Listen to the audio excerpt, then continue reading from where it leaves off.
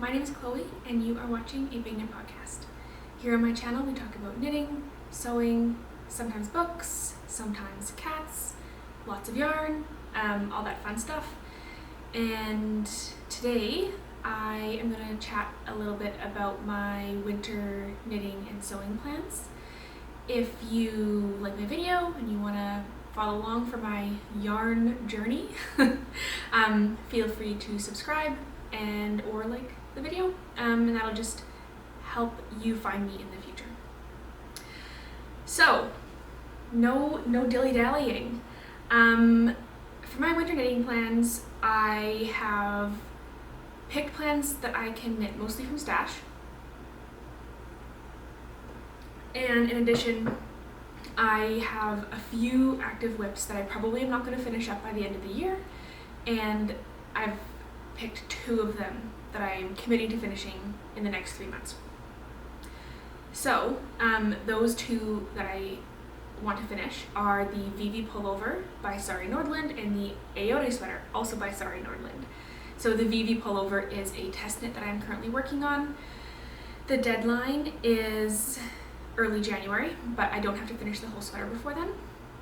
And the Aiode sweater is an all-over cable work pattern in her book Softly Timeless Knits, and I am about a quarter of the way through. I stalled out a little bit on that one just because I had multiple cable projects on the go at the same time, and it turned out that was too much brain power, but I'm ready to get it going again. Other than that, I have 4 patterns that I would love to knit this winter. I don't think I'm going to get to all of them. I do have some sewing patterns that I would like to make, and I'm not a very fast sewer. And I'm also going to be in school, and I work full time, so we will see how it goes. So the first pattern is, oh, and I will link them all down below. I'm not going to get too much into the specifics of like gauge and sizes, because you can go look at that if you care. The first pattern is Brume by Andrea Mowry. I have wanted to knit this sweater I think since like September, and it just hasn't gotten casted on, but I will shortly be finishing my only stockinette sweater project that I have, and then my plan is that this will be the stockinette sweater that I will cast on next. And I am going to knit it in Farmer's Daughter Fibers Oh Dang DK in the color York. So this is actually the color that Andrea Mowry knit one of her samples in, and I'm really hoping, I think it is coming across quite accurately in the screen that I can see. So it's this really beautiful teal color, and I haven't skeined any up, but there we go. So am I going to do the thing? Is it working? Hopefully. If you can see it there, that is a nice thick strand of the yarn. And you knit it single-stranded, so I think because it's a Sari, let me confirm that. Just kidding.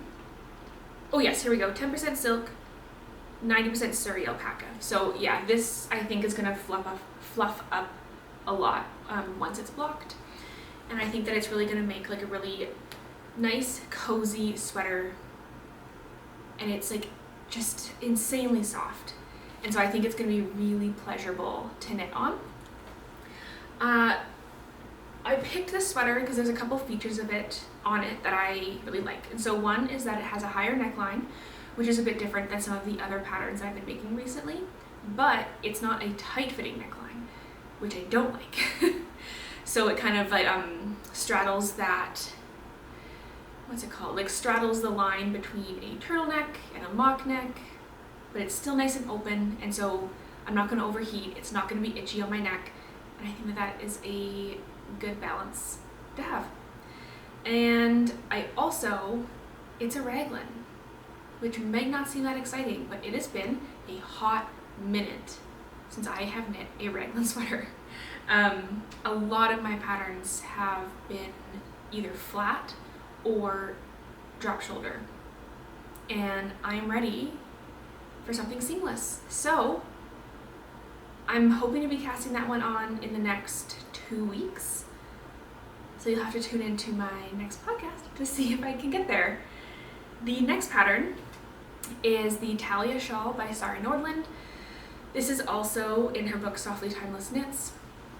I recently knit the Rose Garden Wrap by Lisa Hannes as a gift for my mom, and that is a lace and cable shawl that's knit flat, and I really liked it. So I really liked knitting that, and I also loved how it looked at the end. And I've never considered myself a shawl person. I don't have any. This was like the only shawl that I've made, and I determined that I needed one for myself. And I picked this one because a couple of the features on the Rose Garden Wrap that I really liked was that it had texture, so it had lace and cables, and then also it had garter stitch, so it's like really squishy and cozy, and it'll keep me warm. So the Thaleia shawl is knit in a big triangle like this. One half is knit in garter stitch, the other half is knit in, I believe it's just lace, no cables. But I'll put a photo up and you can see that you would think that it was cables if you looked at it.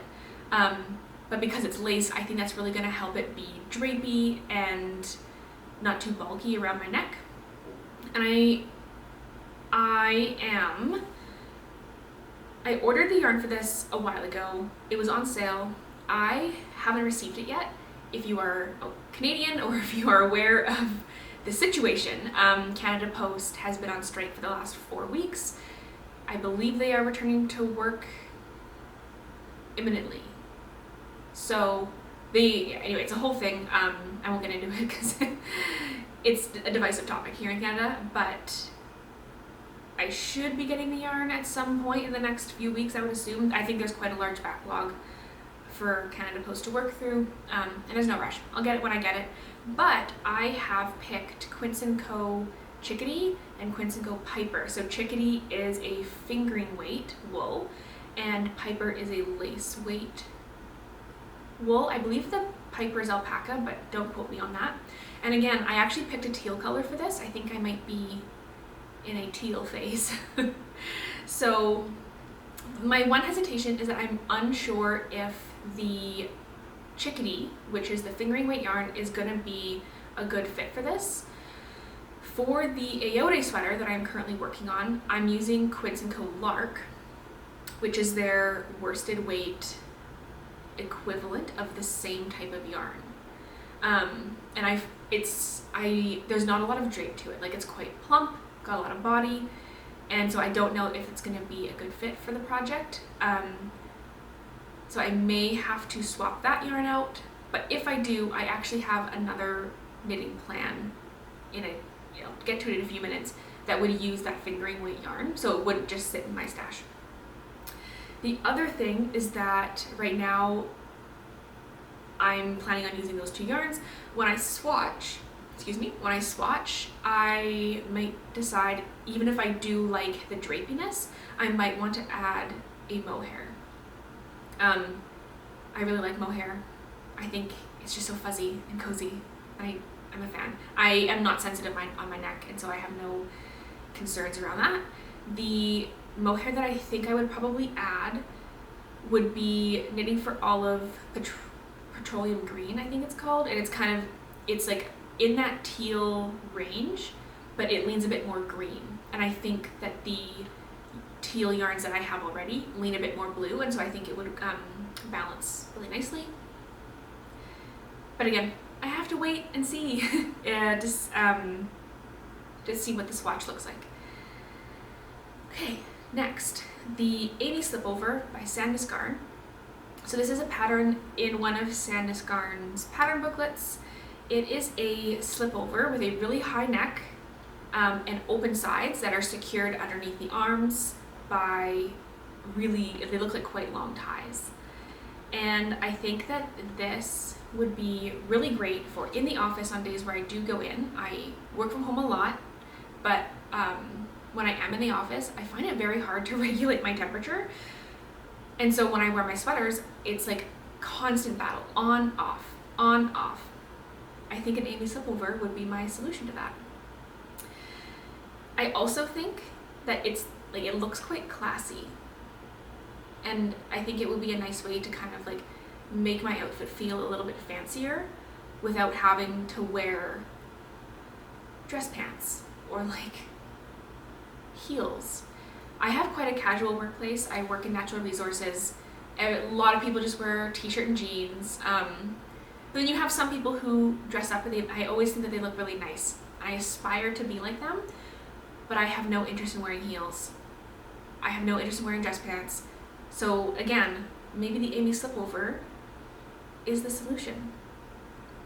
The yarn that I want to knit it in is Sandnes Yarn Co. Sunday Morning Luxe Sport in the color Hot Cocoa, which is a really beautiful warm chocolatey brown.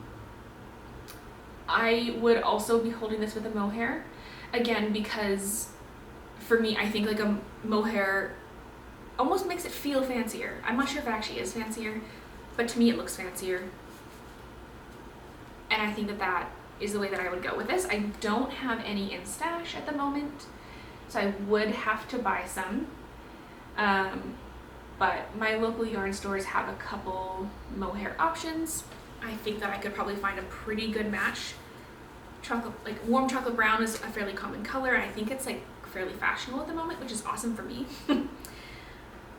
I have more than enough. I have so much of this yarn. I bought a sweater's quantity and I've been kind of saving it for a sweater. But I want to use it. And so if I make the Amy slipover and I have a bunch left over, then maybe I can make another medium-sized project. Maybe I could make another shawl or a vest. I don't know. But I've decided that even though I have a lot of this yarn, I'm not going to continue just holding on to it for when I have a sweater idea for it. Oh, it's so nice. If you haven't tried Sandnes Yarn Co., I'm a huge fan. I've got quite a few projects on the needles at the moment with them, and I've knit with it in the past. I did see, which is too bad, that they are no longer going to be able to ship to the UK just because of the new guidelines or like requirements, and that's too bad. But if you are in other parts of the world, I highly recommend. Okay, so the next project is the Tonight Top by Lily Kate France, and it is a mock neck tank top knit in a fingering weight yarn. And this is the project that I would use the Quince & Co. Chickadee for if I don't think it is going to work well for my shawl. I like this pattern. I've seen a couple of people make it, and I think that the finishings are quite nice. I do like the mock neck aspect of it. Again, I think it would be fairly easy to dress up, and I am trying to like maybe like upscale my wardrobe a little bit, so I am trying to look for projects that are lean a little bit classier. I think is maybe the word that I would use. It looks to have like a nice clean finish around the armhole without having any ribbing, which I like the look of. Sometimes with like the tank tops, it either has a double folded armband, or it's got ribbing, or it's got double knit, and those aren't really the looks that I want. Like sometimes they don't look well finished, I think is what I'm trying to say. And because I'm trying to find something that will lean a little bit fancier, depending on what I wear it with, I think that like a nice clean finish is the way that I want to go. And I do really like the mock neck style of that. I think it would be great to wear with things that I'm already wearing constantly, like jeans or high-waisted linen pants. And I think like a teal color would be perfect because, again, that's like super applicable to colors that I already wear. I don't have a different yarn in stash that I could use for this. So if the teal yarn ends up being the perfect fit for my Thaleia shawl, I would have to get different yarn for this project. But it is a tank top, and so I don't think that it would require that much. I have not looked at the yardage requirements, and I'm not gonna worry about it. I'm gonna wait for my yarn, I'll see what it looks like, and then I'll make a choice. So yeah, I've flown through. I am also going to talk about 2 yarns that I have in stash that I don't have project plans for at the moment, but I'm just like itching to use them. So first is this. It is the Great Ocean Road Woolen Mill in Australia, and this is their Labella yarn, and it's in the color Red Marble. So this is a heavy DK worsted-ish weight yarn.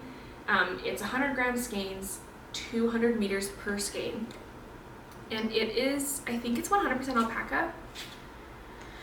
Sorry, that's not true. 25% alpaca, 75% merino. I got this because I saw it on another maker's podcast, and she was just talking about how soft it was, and so I impulse purchased it. I have a sweater quantity, and I really think that this would be, like, if for some reason I didn't have already yarn picked out for my Brume sweater, I think that this would be a really great alternative. It's soft and squishy, and I am really looking forward to using it. And I would probably knit it up at quite a loose gauge. And so what I'm hoping is that, you know, maybe I'm done my Brume sweater, I don't have yarn for my tonight top that I want to make, and so I could cast on a stockinette project with this to kind of fill that hole of wanting a stockinette project on my needles. The second yarn is Cotton Lino by The Wandering Flock, and I have the color Sand, which to be fair is actually kind of boring. Sometimes I'm like, I need all the color, and then other times I'm like, give me the beige. So I picked Sand. It's like a warm, yeah, it's a warm off-white, like warm beige. And with this is a cotton, silk, linen, and baby alpaca blend. It's very soft, there's no prickle to it, and what I'm hoping to make is some kind of sweatshirt-like, but a little bit classier. So a couple patterns that I have seen that I think could work for this would be the Colette sweater, I think. There's like a bunch of Colette tops from Sari Nordlund. There's like the T, which is a short sleeve. I'm thinking of the long sleeve, so whatever that one's called. I think that would look really nice. I think the Anita sweater by Verton Rose Knits would be really pretty. That one is lace, not cables. But that one looks, it's got like quite a nice detail on the yoke. It's got some lace details around the whole body. And I think that knit in a lightweight, not too warm basic like this would just make that sweater very wearable. And that's kind of what I'm trying to focus on, is like easy, wearable, practical, but also a little bit fancier. Yeah. So those are my knitting plans. I also have 4 sewing projects that I am going to try to do in the next 3 months. They're all for summer, but that's fine. It's fine. Who cares? Not me. So, first off, and all the fabric is from Blackbird Fabrics, which actually I didn't realize, but it is in Vancouver, so it's very close to me. So I have this. This is a cotton linen twill in the color Antique Bronze, and it's like, yeah, like a really nice deep gold. And I would like to knit the Garden Blouse. The designer is escaping my name, but I will put it up on the screen. The Garden Blouse has pin tucks. So it scares me a little. I'm very novice sewer. and I have a tendency to not spend as much time as I should on the details. And so this is one where it's like when I have a long weekend, I'm going to really take my time and make sure that I am conscious of how fast I'm sewing and really pay attention to the details that I'm working on, because the garden blouse is beautiful. I'm essentially fully copying one of the testers made it, I think, in this fabric, or if not this fabric, in this color for sure. And it's nice, it's very lightweight, and because it's linen cotton, it'll be perfect for as we transition after winter, kind of back into the spring and summer. And the design is, I'm gonna do sleeveless. I'm gonna do a crew neck. There's a bunch of different options for this pattern. So yeah, sleeveless, crew neck, and those are the options. And then the pin tucks kind of create, I think, a bit of a bunch around the natural waist with some ties, and then it's loose around the hips. And I think that is going to be like a really practical style, especially with, you know, if I have some high-waisted linen pants, to wear this over top would, I think, be like a very cohesive, really nice outfit. So that's sewing pattern number 1. The next pattern, this is a dress. Well, this is not a dress. This is double gauze, so organic cotton double gauze in the color mulberry. So it's 100% organic cotton, again from Blackbird Fabrics. And it's this, like, it's a really beautiful,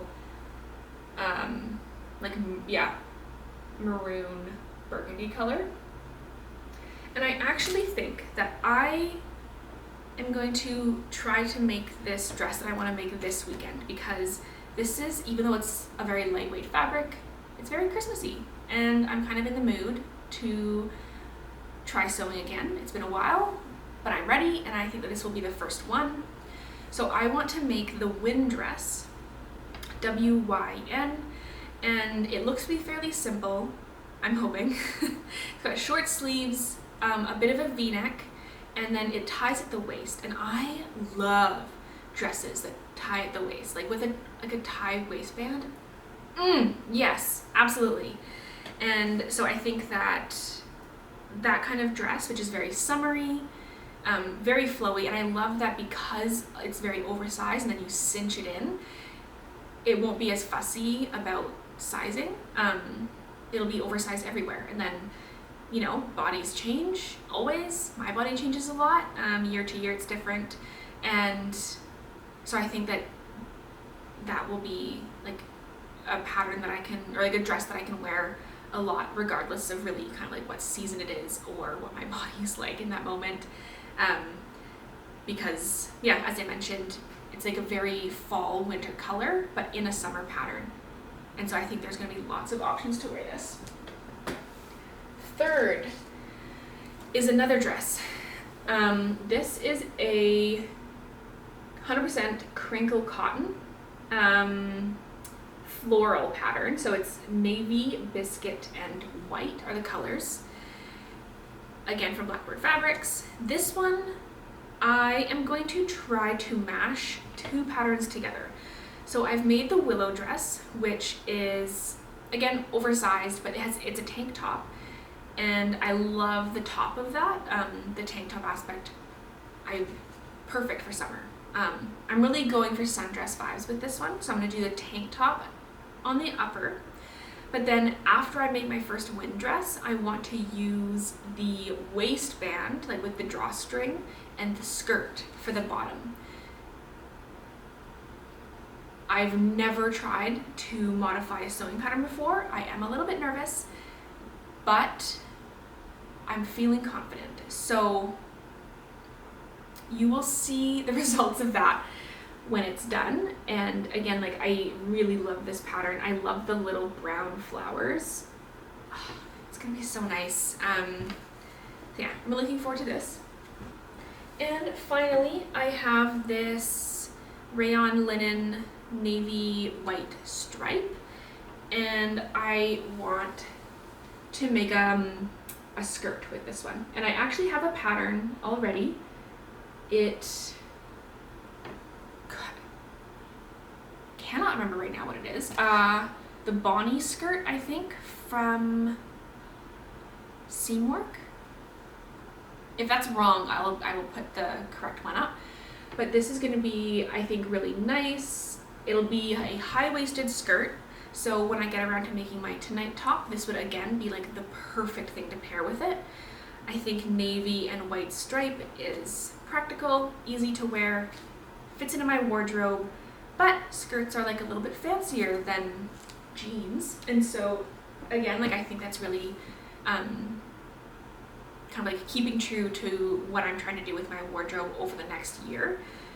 And I'm hoping that once I kind of sort out what I'm hoping to do with my wardrobe in the next year, I'm gonna make a video and kind of like take you along the process with that in a few videos of like planning what I'm gonna do, and then the actual making. So stay tuned for that. That is everything for today. Thank you so much for coming and sitting with me. It is very wet out where I am. It's pretty stormy, and I look out and there's a library right next door. And so there's actually a couple kids just looking out of the window, up at my apartment. So cute. So yeah, that's everything for today. Again, thanks so much for joining. If you would like to find me again in the future, please subscribe to my channel or like the video or comment, and I will see you next time. Bye.